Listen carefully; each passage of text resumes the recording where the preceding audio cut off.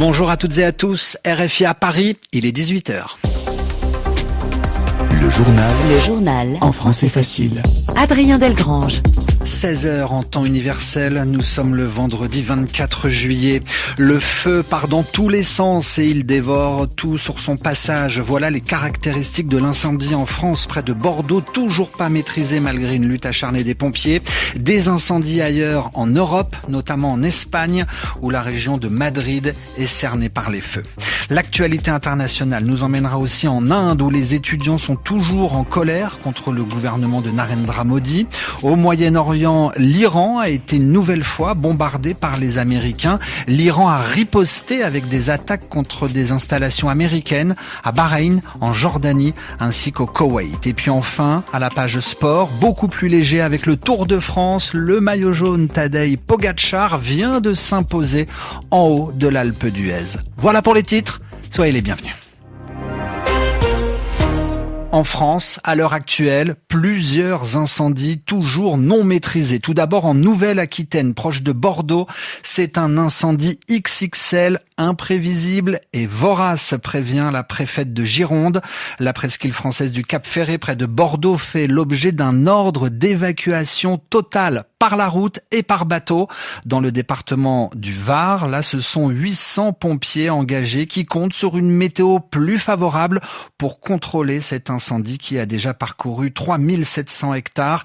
Tanita Fallet, les feux sont d'une ampleur exceptionnelle.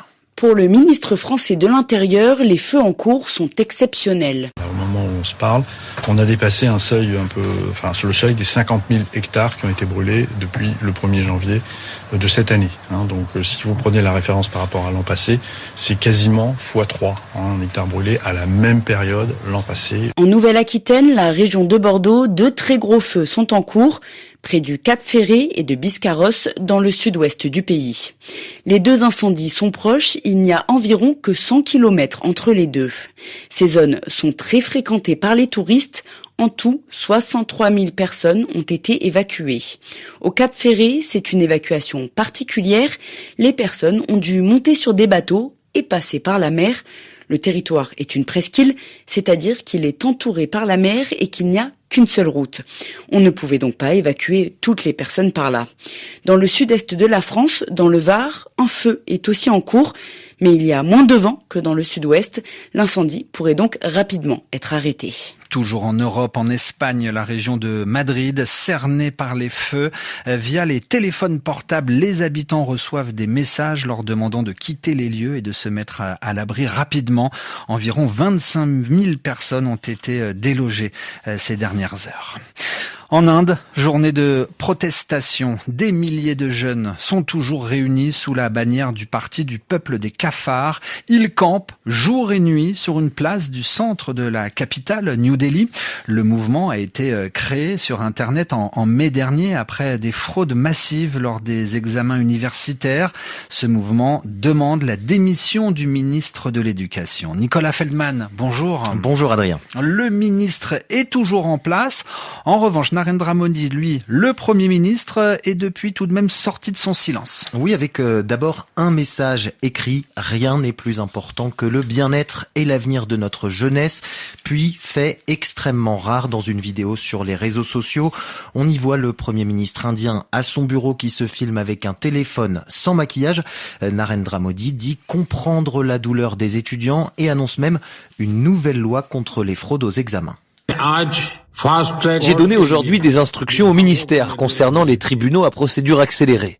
Après un travail acharné, les ministères m'ont même soumis le projet de loi tard hier soir. La question des peines sévères sera débattue en Conseil des ministres ce vendredi et le texte sera finalisé après consultation des ministres. Nous nous efforcerons alors de faire adopter le projet de loi par la Chambre le plus vite possible. Alors, cette annonce peut-elle calmer la colère des manifestants ? Il reste en tout cas encore massif massivement mobilisés, épreuve que les autorités prennent désormais ce mouvement très au sérieux.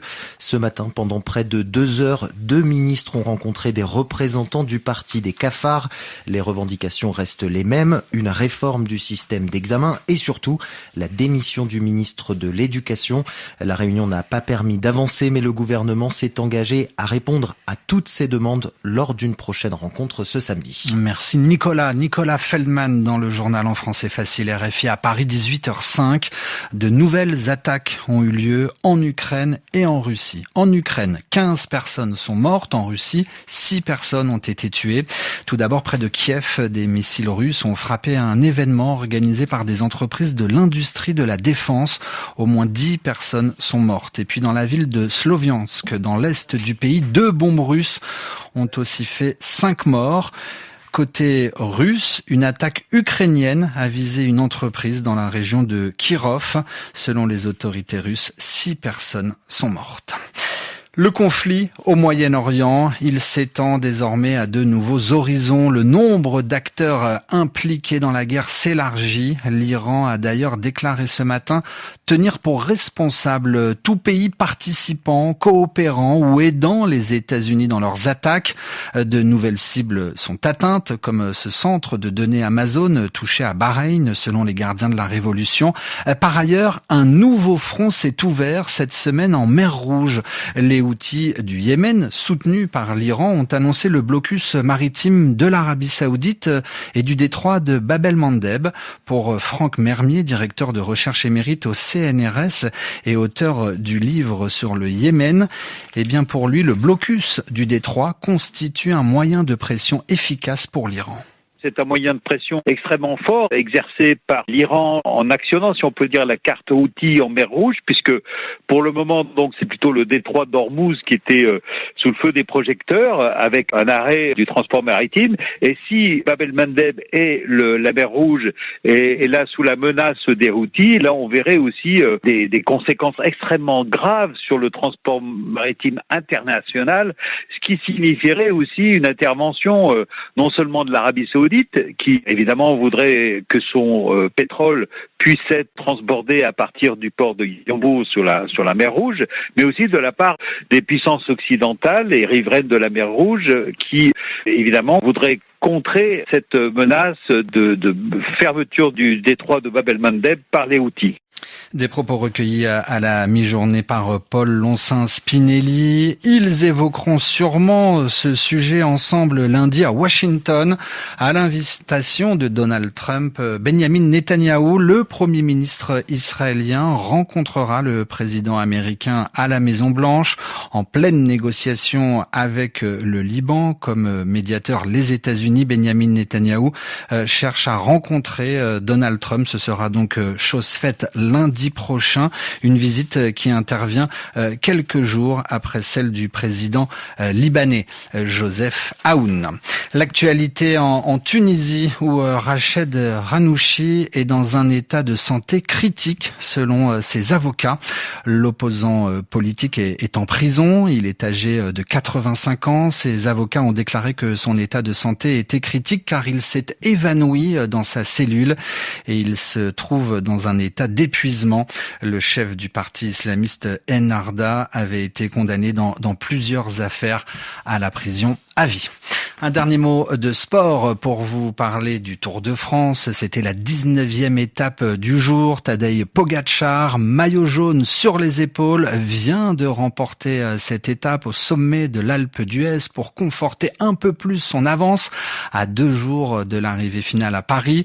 Au milieu d'une foule énorme, le Slovène a effacé un retard de 3 minutes 30 au pied de la montée finale pour avaler les échappés un par un et signer sa 26e victoire dans la grande boucle et sa première à l'Alpe d'Huez.